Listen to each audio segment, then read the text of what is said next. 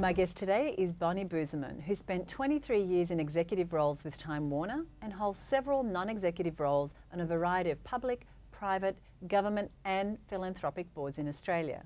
She's currently the Managing Director of Business Benefits International and the Chairman of PayPal.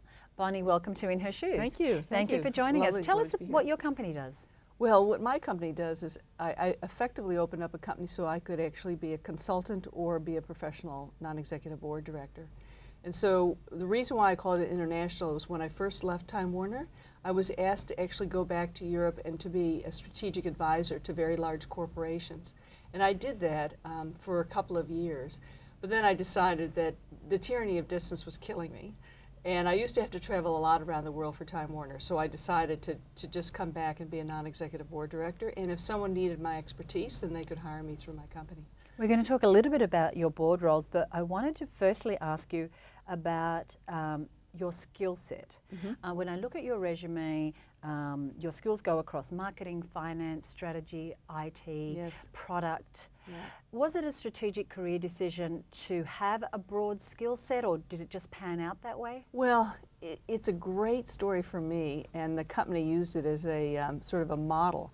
I actually had the opportunity, at the stage that I changed my career direction, I was the business manager for Europe for Time Life Books and Music and Movies. And I went to the managing director and I concocted this idea, it was 1979, that they would hire someone to take my role and that I would become an executive trainee for the corporation. And he said, why would you like to do that? And I said, if I did do that, by the time I went to every department in the corporation, learned everything that everyone was doing, gave advice based on my financial background and my marketing background, then I would suddenly be ready to become a chief executive. And he said, gee, you come up with this idea and you're like 29 years old. And I said, well, my passion is not to be the treasurer of the corporation. Right. My passion is to have the skill base to know everything about the company. And so I treated Time as my university. And I actually learned on the job every aspect of publishing through the company. And I promised the chief executive, I said, I will create a $1 million book. And I said, and I believe that in the time I train and go around to all the different departments, I will save the company $1 million a year. And he was flabbergasted, and he said, well, you know you're a woman, and it's 1979. It's going to be very hard for me to get this through New York and get an approval from the top executives. He said, but I love your ideas. So he managed to get it through. It was true, I was a trailblazer. There wasn't a female running any divisions at that stage of the company. And I did save $1 million in that first year. I did learn everything about editorial, about marketing, about quality customer service, about warehousing, about IT, about programming. I went into every department, sometimes stayed overnight, like in the case of the programmers, and worked with them on the computers during the night because we were around the clock. And I kept on writing reports about ways to save money and then going in and implementing the savings. So I ended up saving the company per annum $1 million, and they sent me to Paris. And they said, well, if you can do this, why don't you go to Paris and run the marketing division for the Paris operation? And that was all the countries around France, so France, French-speaking Belgium, and Northern Africa. And it was a wonderful opportunity for me. I was married, I commuted, so I flew home every weekend to Amsterdam from Paris. But that was the turning point for my career, because education, I always say to everyone when I'm mentoring them, is power. And if you have the power of education, you can move mountains. You can run anything. As you said, you've set up your current business to allow you to take part in numerous boards, and right now you're on at least 7 boards. I think we counted earlier. So a bit of a serial board member. Yes, yes. What do you enjoy most about taking on roles on boards? Well, the first thing I enjoy is the diversity. It's very eclectic to be able to be on a property board and to be on a board that's cutting edge in technology and the internet, or to be, you know, I was on Sydney Harbour Foreshore. We put on 200 major events around the rocks in Darling Harbour. The diversity is amazing. Prudential insurance, the insurance industry. The list was a mile long of what I've already participated in. Funds management with perpetual trustees for 10 years. So again, if you have the education, you can be on a number of boards, because once you're a chief executive, as I was for 13 years here, you actually can advise chief executives of other boards because you've already been there. You've had the knowledge and expertise. You've run into the problems they're running into now. You've found a way to solve them.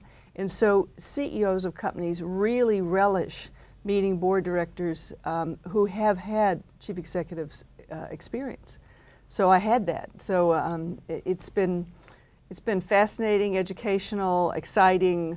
I could tell lots of stories about things we accomplished, as directors and giving advice, but we have the fiduciary responsibility of the company. Right. And people have to remember that the directors themselves are the ones that have the responsibility, but also have the serious, responsibility with the regulators. They come to the directors, they don't go to the executive management first and try to resolve whatever the issues are. You obviously have a lot of experience. One of the things in looking at your resume and preparing for today is that you've been awarded the Order of Australia, a Centenary Medal by the Prime Minister, Papal Knighthood, and the list goes on, lots of industry achievements. But towards the end of your resume, this floored me. It lists your personal details and it says, good references will be provided. And I went, you don't need references. You've done so much and your experience speaks so loudly. What is it that you consider your biggest achievement, having such a long list of what others would, dream of having? Yeah. There have been several. It's kind of hard to focus in on one particular one. But I firmly believe my biggest achievement, and I'm very proud of this, and I could probably die a happy person now, is all the staff and all the peers that I've interacted with and the success we've made, and bringing young people forward and seeing them successful has given me a sense of self, because I didn't have anyone to mentor me. All my career, 23 years at Time Warner, I had a couple of key executives that were very supportive, but I wouldn't consider them mentors. It was dog eat dog. We were in 96 countries and there was not one woman running anything. And if you look into the media industry, there are now women coming up through the ranks that run things, but there's still very few. And so I was an oddball when I came here in '83 to be a chief executive. I was the only one. And so therefore things were really tough, and I said to myself, when I have this expertise, I'm going to give it back to young people. And that's why I'm on so many pro bono boards, because I'm going to give back the expertise. I'm going to nurture and bring, in particular, women along the journey and help them raise money and help them get ahead. So one of the things I'm most proud of, along with Chief Executive Women, that we started, there were 12 of us that started it under a lady by the name of Barbara Kale, is that we started in 1985 expressly to raise money to actually send women off to get MBAs or different types of scholarships. They couldn't afford it, but we knew they were very talented.